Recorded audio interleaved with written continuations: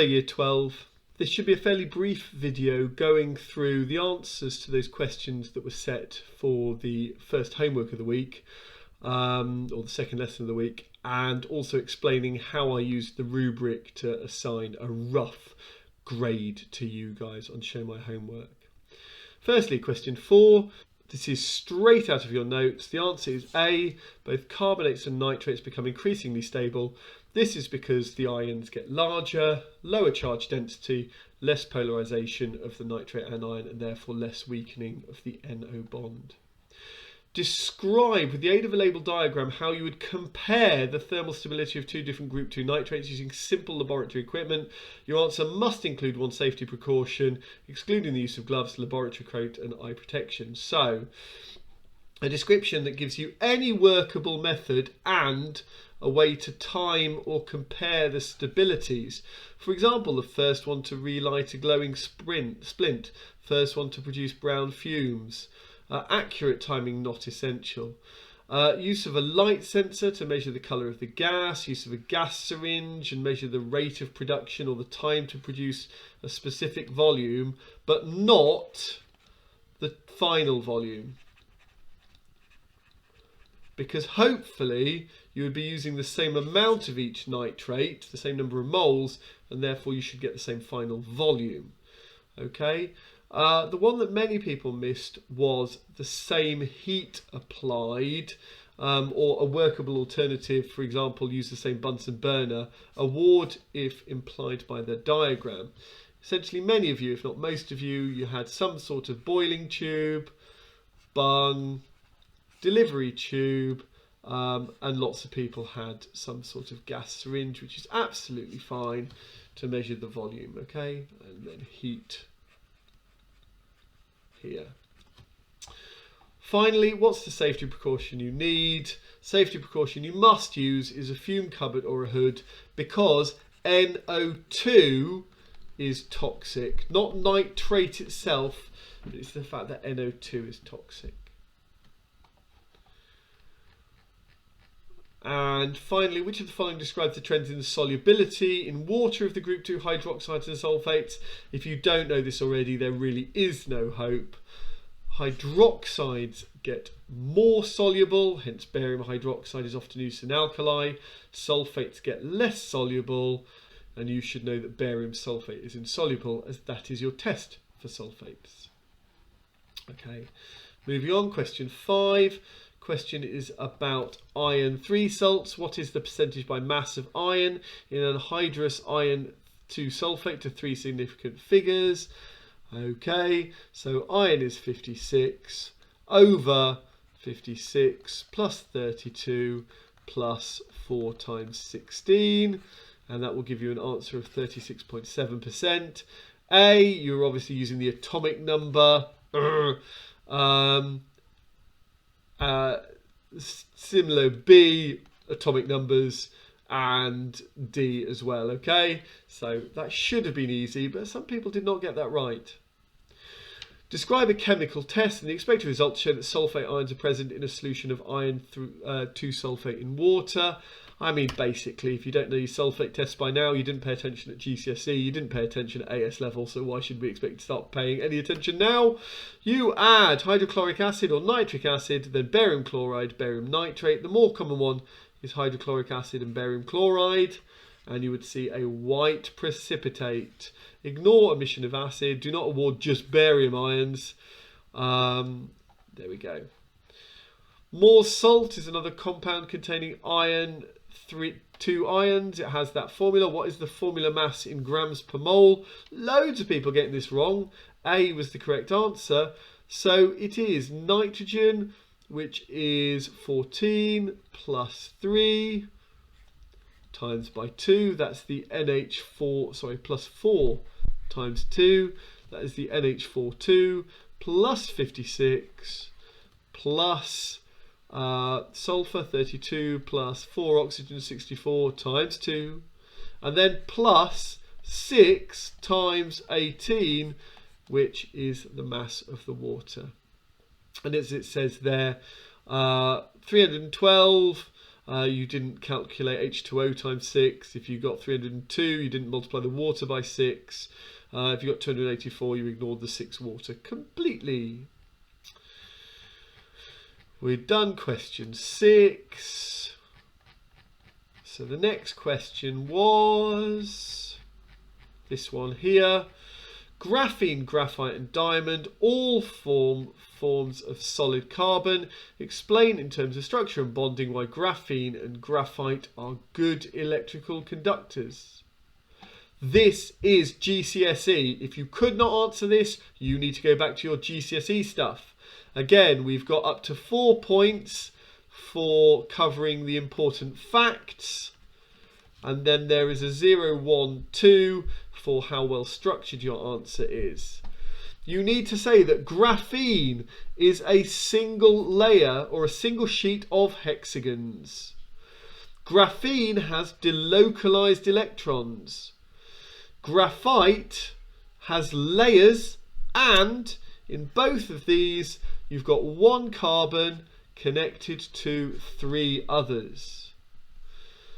And graphite also has delocalized electrons, electrons which can move. Now, careful here, it says between the layers. I hate that because it gives the impression that they can move from one layer to the other. They cannot. They can move parallel to the layers. What it means is that the electrons can move in between the layers, but they cannot hop from one layer to another, okay? So bear that in mind. In diamond, each one has a carbon bonded to 4 other carbons. It has a tetrahedral arrangement. And diamonds have all their outer valence electrons involved in bonding, so no delocalized electrons. Lots of people giving me lovely diagrams. So if you produce diagrams like this, you are going to get most of the marks. Well done. But that is GCSE. Go and check out AQA C2 if this is not familiar to you.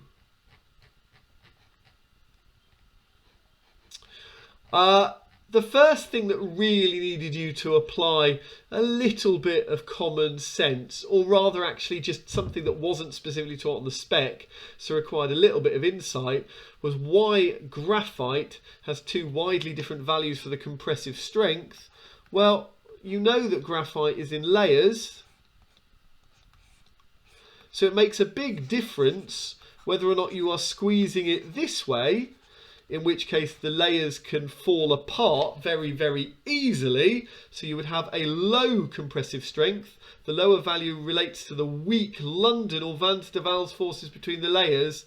It says allow weak intermolecular forces, but they're not really molecules, so that's not great. But obviously if you squeeze it this way, then everything is tightly bound together by tight covalent bonds, and therefore you're going to get the higher value because of the strong covalent bonds. Few people getting that really, and yet actually that was just a little bit of common sense knowing the structure of graphite. I decided not to look at 9E because it appears that many of you have not really done intermolecular forces yet with your organic teacher. So make sure that someone does cover that with you. I will show you what the mark scheme is for those people who have covered it. I'm also going to include a link below which you can click on and then you can go and get the relevant page of the textbook. But describe using diagrams to illustrate your answer the interactions between each of the ions and the solvent when sodium chlorate dissolves in water. They wanted sodium positive and they wanted the oxygens pointing the oxygens of water towards the sodium, okay? Because that is the bit that is negatively charged. For the chlorate, ClO minus, the hydrogens will be pointing towards the chlorate because the hydrogens are the positive bit. So, diagram showing both sodium and chlorate ions surrounded by water molecules gets 1 mark. correct orientation of the water molecule around both ions with a relevant dipole shown on at least one water molecule for each ion, i.e. delta negative on oxygen for a water molecule next to sodium and delta positive on at least one H atom on a water molecule, okay? So you had to show the relevant dipole. Any number of water molecules was fine, but you had to show more than one water molecule. 1 mark for one ion. Written descriptions only scores 1 mark max. You had to use a diagram, and if you mention hydrogen bonding or water drawn as HO2 or NaClO, you get 0, okay? So you had to show those ions like that. Ethanol is very soluble in water. Chloroethane is almost insoluble in water. Explain this observation. Well, it's the fact that ethanol can form hydrogen bonds with water, whereas chloroethane can only form London forces and dipole-dipole interactions. Okay, for the second mark. So ethanol forms hydrogen bonds, so CCOH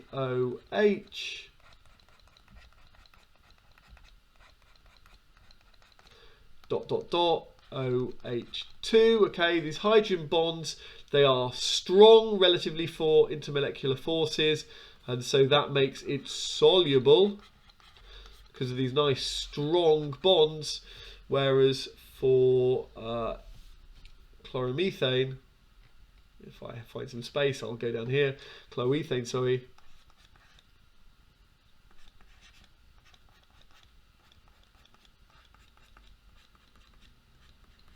This is positive, this is negative, so that can form a dipole-dipole interaction with water, but it's not very strong. As it says, it also has van der Waals or London forces to water molecules, although those aren't particularly strong as well. Calcium chlorate can be used to disinfect drinking water. The concentration of chlorate ions is about 5.6 times 10 to the minus 6 mole per dm cubed. What is the mass that needs to be added to 1,000 decimeters cubed? Right, well, if you've got 5.6 times 10 to the minus 6 moles per dm cubed, and you've got 1,000 dm cubed, then you've got 5.6 times 10 to the minus 3 moles of chlorate needed. Right, you work out the, you work out the relative formula mass of calcium chlorate, which is 143.1 grams per mole, and you multiply those together, and that gives you 0.801 grams. But there are 2 chlorates per particle of that, so you only actually need half that mass of calcium chlorate, so 0.40 grams. Okay, ignore significant figures. An answer of 0.8 scored 2 marks, but you forgot the 2-to-1 ratio, that one of those gives 2 of those. And that was the end of the paper. Right, so this is how I decided to score it.